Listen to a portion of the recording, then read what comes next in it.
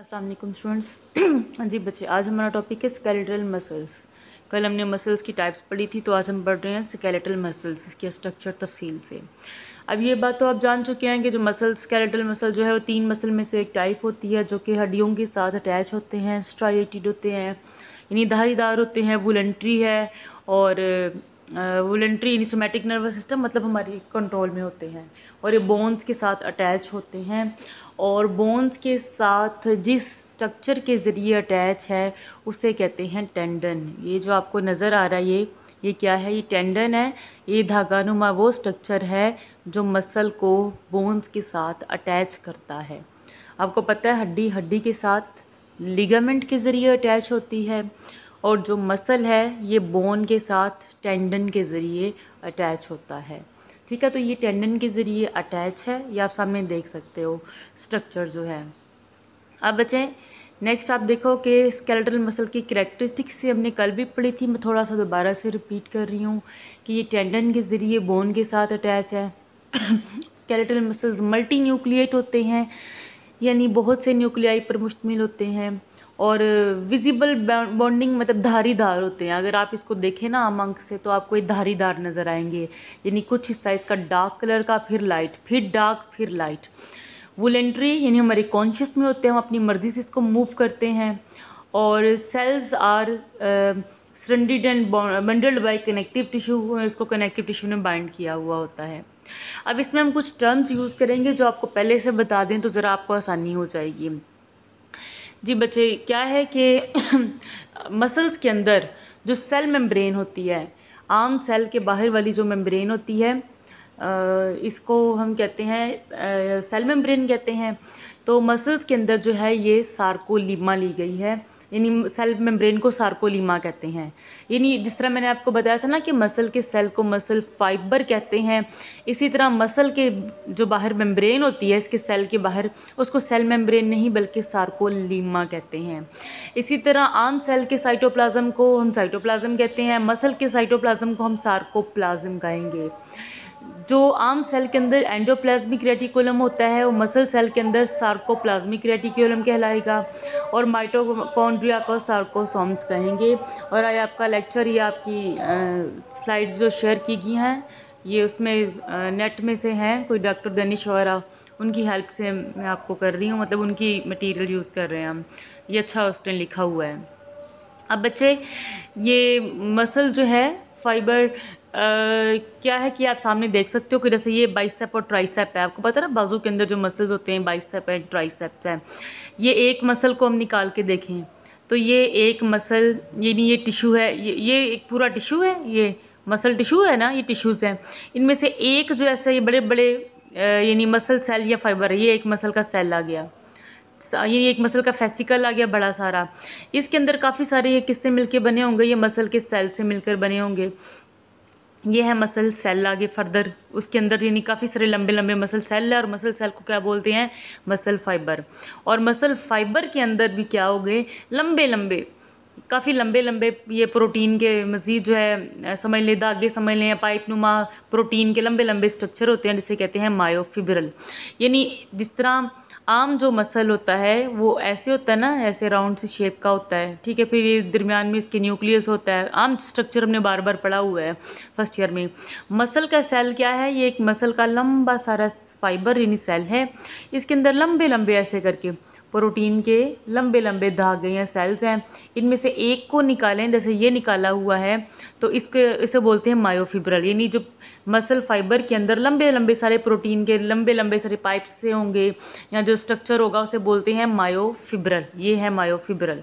अब हर मायोफिब्रल की अंदर लाइट कलर डार्क बैंड देख लो ना, इसकी अपीयरेंस क्या है? धारीदार है।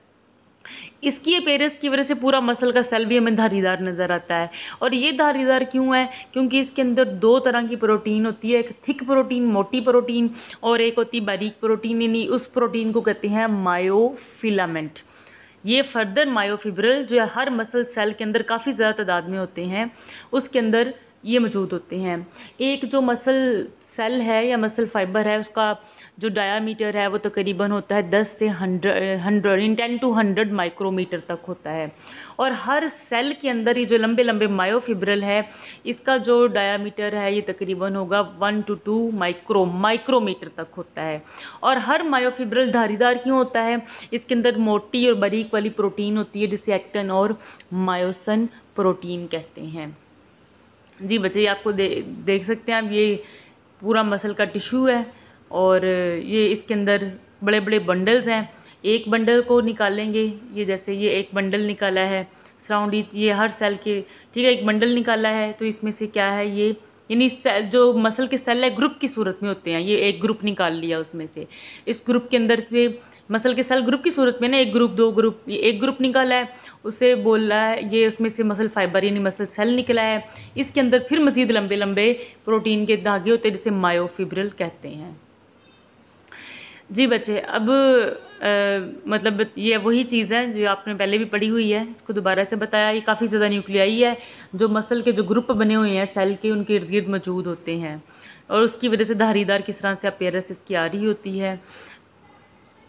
जी बच्चे, अब हम आते हैं कि हर जो मसल का मैंने आपको बताया था सार्कोलिमा सेल मेम्ब्रेन को कहते हैं। तो हर जो मसल है उसके अंदर क्या होता है कि जो मसल फाइबर है उसके अंदर काफ़ी ज़्यादा क्या होते हैं, मायोफिब्रल होते हैं।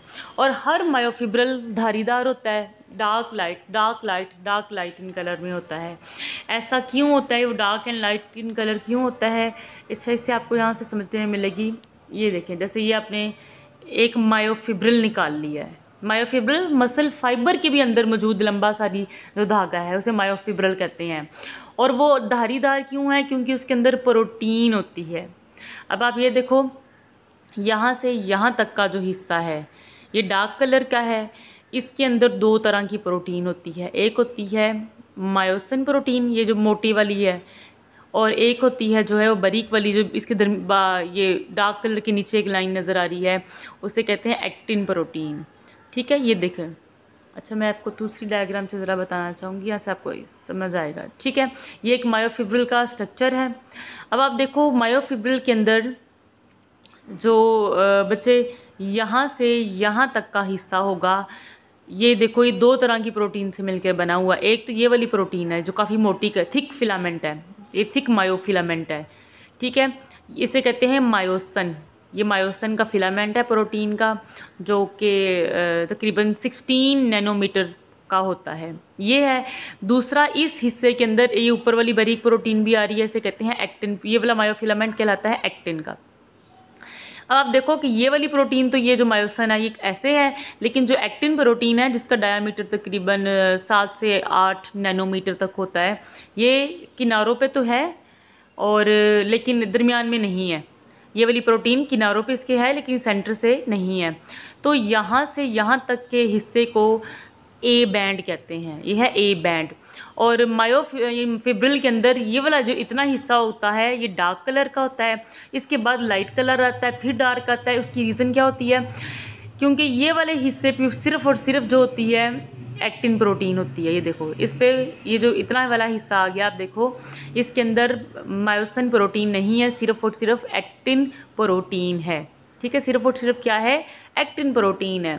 तो ये सिर्फ एक्टिन प्रोटीन की वजह से ये जो क्या होता है कि ये लाइट कलर में होता है। यहाँ पे दो तरह की प्रोटीन थी ना, तो इस वजह से ये डार्क कलर में ज़ाहिर होता है। यहाँ पे सिर्फ एक्टिन प्रोटीन है, बारीक वाली जो ग्रीन में नज़र आ रही है।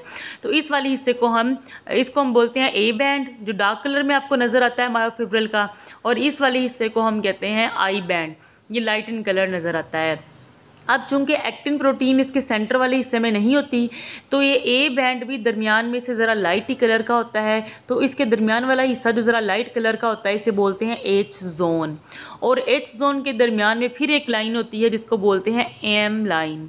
इसी तरह जो लाइट वाला हिस्सा आई बैंड है जो एक्टिन प्रोटीन से मिलकर बना है, उसके दरमियान में भी एक प्रोटीन होती है बारीक सी, इसकी जो लाइन होती है इसको कहते हैं जी लाइन। ठीक है,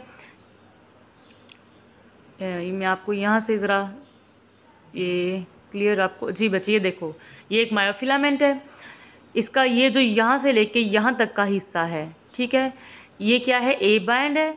और ये जो लाइट कलर वाला हिस्सा ये है आई बैंड। ये डार्क कलर में क्यों है? क्योंकि एक तो इसमें जनाब है मायोसिन प्रोटीन, और दूसरा आप देखिए इसके किनारों में एक्टिन प्रोटीन भी है किनारों में, तो इसलिए डार्क कलर में होता है। अलबत्ता दरमियान में ये लाइट कलर में होता है, क्योंकि दरमियान में एक्टिन प्रोटीन नहीं होती है, तो इसका दरमियान वाला हिस्सा एच जोन कहलाता है। एच जोन के दरमियान वाली लाइन को एम लाइन कहलाते हैं। और ये जो साथ इसके लाइट कलर वाला हिस्सा आता है, इसमें सिर्फ एक्टिन प्रोटीन होती है, इसको बोलते हैं आई बैंड, और इसके दरमियान वाली लाइन को कहते हैं जी लाइन।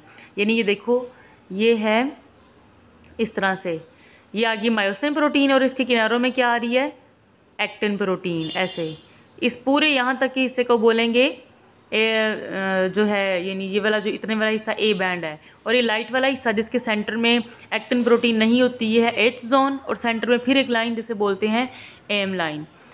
ठीक है बच्चे, एक जी लाइन जो कि लाइट वाला जो आई बैंड यानी जो लाइट कलर वाला हिस्सा होता है, इसमें और दूसरे के दरमियान में आती है, इसको कहते हैं सार्कोमियर। इसे क्या बोलेंगे हम? सार्कोमियर। एक जी लाइन से दूसरी जी लाइन का फासला, यानी एक लाइट वाला कलर वाला जो हिस्सा है उसके दरमियान वाली लाइन से दूसरे लाइट वाली कलर में जी लाइन कहते हैं। ये एक मायोफिब्रिल का स्ट्रक्चर है, जिसकी वजह से ये लाइट डार्क इसलिए ज़ाहिर होता है।